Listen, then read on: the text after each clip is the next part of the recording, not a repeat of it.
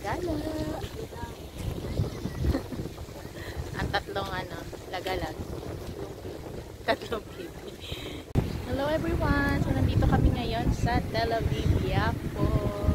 So gumalagala din ang sarap ng hangin. Ang presko ng paligid. So yeah.